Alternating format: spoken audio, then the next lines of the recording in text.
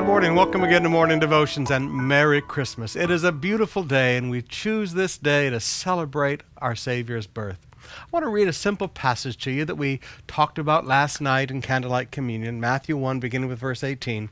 This is how the birth of Jesus Christ came about. His mother, Mary, was pledged, she was engaged, to be married to Joseph. But before they came together, she was found to be with child through the Holy Spirit. Because her husband was a righteous man, he did not want to expose her to public disgrace. He had in mind to divorce her quietly.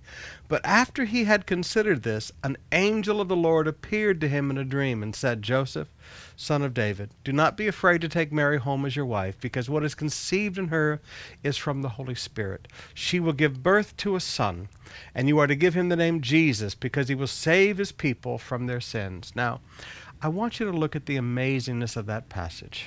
Here is a man who has never heard of such a thing as a virgin birth, though it is prophesied in the scriptures in Isaiah.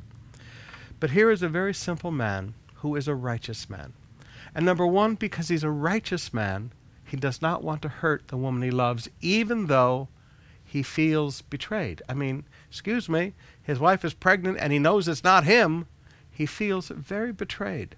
But because he's a righteous man, he has no desire for vengeance. He has no desire to hurt the one he loves. Now there's a man who's right with God.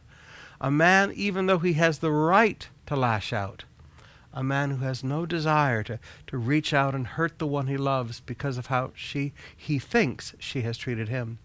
But secondly, as he thought about this, as he pondered this, God sends an angel to speak to him. Sometimes, brothers and sisters, you and I need to recognize that when we're living right and we are confused by the things that are going on around us, if we will sit down and think about it, consider, didn't say he was praying about it, he was considering it. Now, sometimes we always want to be spiritual and say, I'll pray about that, when what we really mean to say is, I need to think about that a little bit. So he wasn't praying about it, he was thinking about it. And when he was thinking about it, an angel begins to speak to him.